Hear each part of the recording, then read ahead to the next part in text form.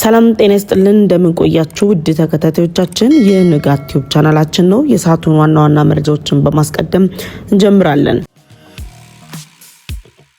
ምጽዋ የገባው ግዙፍ አውሮፕላን ሚስጥር ከአውሮፓ የተደረገው ተደጋጋሚ በረራ ኢትዮጵያ ፊቷን ወደ ፈረንሳይ አዞረች። የባቡር መስመሩም ዳግም ሊጀመር ነው። ጥናቱም ይፋ ሊደረግ ነው።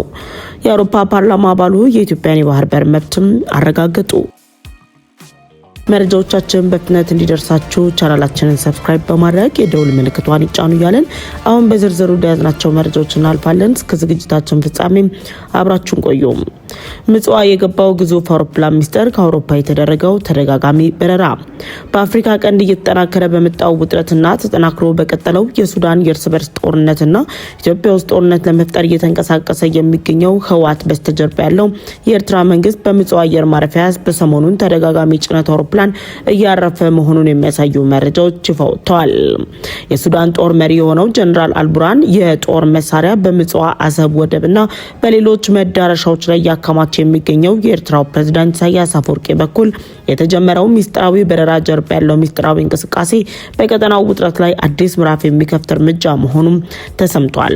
በምጽዋ አየር ማረፊያ ተደጋጋሚ እንቅስቃሴ እያደረገ የሚገኘው የሩቢስታር የአየር ጭነት ድርጅት አባል የሆነው የምዝገባ ቁጥር ኢደብሊው 567ቲኤች የሆነው ግዙፍ ኢሉዥን IL-76TD የካርጎ አውሮፕላን ሲሆን ይህ ግዙፍ የጭነት አውሮፕላን ከሚንስክ ቤላሩስ ተነስቶ በሜዲትራኒያንና በግብጽ አየር ክልል አድርጎ ወደ ምስራቅ አፍሪካ አቀንቶ በኤርትራ ምጽዋ ማረፍ የተረጋገጠ ሲሆን ከዚህ በኋላ ከምጽዋ ተነስቶ ወደ ጅዳ ሳውዲ አረቢያ በመጨረሻም ሚንስክ ቤላሩስ መመለሱ ተሰምቷል። የብዙዎችን ትኩረት ያገኘው ይህ አውሮፕላን በድጋሚ በተመሳሳይ የበረራ መስመር ወደ ምስራቅ አፍሪካ አቅጣጫ ጉዞ ማድረጉን የበረራ መከታተያ መረጃዎች ያመላከተ ሲሆን አውሮፕላኑ ካደረገው ተመሳሳይ ጉዞ በተጨማሪ በ35000 ጫማ ከፍታ ላይ ሆኖ በመብረር በግብጽ አየር ክልል አቋርጦ በድጋሚ ወደ ኤርትራ አቅጣጫ እየበረረ መሆኑንም በተለያዩ መንገዶችም ተረጋግጧል። በአጭር ሰዓታት ልዩነት ውስጥ የግጭት የጭነት አውሮፕላን የቤላሩስና ኤርትራ መካከል የሚደረገውን ተደጋጋሚ የበረራ ምልልስ የቀጠናውን ትኩረት ያገኘ ሲሆን አውሮፕላኑ ወደ ምጽዋ አየር ማረፊያ ያጓጓዘውን የጭነት አይነት ወይም የወደፊት ተልዕኮ በተመለከተ እስካሁን ይፋ የተደረገ ዝርዝር መረጃ ባይገኝም ምናልባትም የጦር መሳሪያ ወደ ኤርትራ እያመላለሰ ሊሆን እንደሚችልም የተለያዩ መላምቶችም እየተሰጡ ይገኛሉ። በምጽዋ አየር ማረፊያ እየተንቀሳቀሰ የሚገኘው የጭነት አውሮፕላን እንቅስቃሴን በተመለከተም የተለያዩ ፖለቲከኞች እየሰጡት ባለው አስተያየትም ከሱዳን የጦር መሳሪያ መሸሸግ በተጨማሪ ኢትዮጵያ ውስጥ የተለያዩ እንቅስቃሴዎችን ለሚያደርገው ህወሓትም የኤርትራ መንግስት የጦር መሳሪያ ድጋፍ ሊያደርግ ይችላል ተብሎ እየተጠበቀ መሆኑም ተሰምቷል። ኢትዮጵያ ፊቷን ወደ ፈረንሳይ አዞረች። የባቡር መስመሩ ዳግም ሊጀመር ነው። ጥናቱ ይፋ ሊደረግ ነው። በለንደኑ የገላጋይ ፍርድ ቤት ከቱርክ ኩባንያ ጋር የነበረውን ስምምነት ያቋረጠችው ኢትዮጵያ ፊቷን ወደ ፈረንሳይ በማዞር ግዙፉን ፕሮጀክት ለማጠናቀቅ የሚያስችል አዲስ ምዕራፍ ተከፍቷል። የኢትዮጵያ ምድር ባቡር ኮርፖሬሽን ግንባታውን አቋርጦት የነበረውና 292 ኪሎ ሜትር ገደማ የሚረዝመው ግዙፉ የኢንፍራስትራክቸር ፕሮጀክት እንደገና ለማስጀመርና ለማጠናቀቅ የፈረንሳይና ሌሎች የአውሮፓ ሀገራትን የቴክኒክና የፋይናንስ ሙያዊ ድጋፍ ለማግኘት እያደረገ ያለው እንቅስቃሴ በጨመረበት በዚህ ወቅት ለፕሮጀክቱ መጠናቀቅ ከፈረንሳይ አዲስ ተስፋም ታይቷል። በኢትዮጵያ መንግስትና በቱርክ ኩባንያ መካከል በተፈጠረው አለመግባባት ተቋርጦ የነበረው የኢትዮጵያ ምድር ባቡር ኮርፖሬሽን የአዋሽ ሀራ ገበያ የባቡር መስመርን ለማጠናቀቅ የፈረንሳይ አማካሪ ከኢትዮጵያ ምድር ባቡር ኮርፖሬሽን ጋር ውይይት ለማድረግ አዲስ አበባ መግባታቸውን ተከትሎ ፕሮጀክቱ በቀጣይ ጊዜያት ወደ ማጠቃለያ ምዕራፍ ላይ ደርሶ የሚችሉ እድል የከፈተም ሆኗል። አዲስ አበባ የገባው የፈረንሳይ አማካሪ በፕሮጀክቱ ላይ የፋይናንስ አማራጮችን በማጥናት የተሻለ ጥምረት የሚፈጠር ሲሆን በአፋር ክልል የሚገኘውን አዋሽን በአማራ ክልል ከሚገኙት ኮምቦልቻ፣ ወልዲያና ሀራ ገበያ ጋር የሚያገናኝን የባቡር መስመር እንደገና ለማስጀመር የሚያስችል የፈረንሳይ ልማት ኤጀንሲ የመጀመሪያ ደረጃ የጥናት ድምዳሜውን በጁላይ 24 አካባቢ ይፋ ያደርጋል ተብሎም የሚጠበቅ ነው። ይህንን ጥናትም ይፋ ባደረገ ማግስት ፕሮጀክቱ ሙሉ ለሙሉ ወደ ስራ በማስገባት በኢትዮጵያ ላይ ትልቅ ኪሳራ ሲያሳድር የቆየውን ፕሮጀክት እልባት ለመስጠትም ውጥን ተይዞ እንቅስቃሴው ተጀምሯል ሲል አፍሪካን ኢንተለጀንስም አስነብቧል። ከፈረንሳይ ኩባንያ በተሰማው መረጃ መሰረትም ተስፋ የተጣለበት የአዋሽ ኮምቦልቻ ሀራ ገበያ የባቡር መስመር ፕሮጀክት ግንባታ ከቱርክ ያፒ መርኬዝ ኩባንያ አማካኝነት ግንባታው እስከ 92 በመቶ ደርሶ የነበረ ቢሆንም ከተለያዩ ችግሮች ጋር በተያያዘ ስራው ተቋርጦ እንደነበር የሚታወስ ሲሆን የፕሮጀክቱ መስተጓጎል በዋናነት በሎጂስቲክ፣ በፋይናንስ እጥረቶች እንዲሁም በትግራይ ክልል በነበረው ጦርነት ምክንያት የተከሰተ እንደሆነም የተገለጸ ነው። በትግራይ ክልል በነበረው ጦርነት ምክንያት የተከሰተው ይህም የቱርክ ኩባንያ የግልግል ዳኝነት ሂደት እንዲጀምር አስገድዶት እንደነበረም ይታወሳል።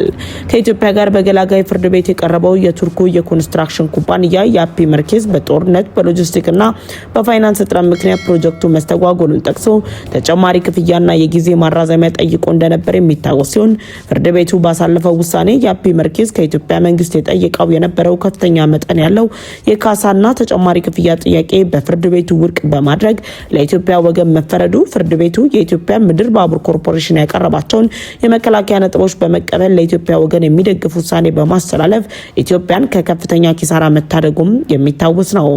በለንደኑ የገላጋይ ፍርድ ቤት በተካሄደው የህግ ክርክሩ ለኢትዮጵያ ውንታዊ በሆነ መንገድ መቋጨቱን ተከትሎ በተፈጠሩ ድሎች የኢትዮጵያ ምድር ባቡር ኮርፖሬሽን የኢትዮጵያ መንግስት አሁን ፕሮጀክቱን ከአዲሱ የፈረንሳይ የአውሮፓ ኩባንያዎች ጋር ለመቀጠልና የቀረውን ፕሮጀክት 8% ለማጠናቀቅ ህጋዊና ስትራቴጂካዊ መንገድ የከፈተ መሆኑን አፍሪካን ኢንተለጀንስም ዘግቧል።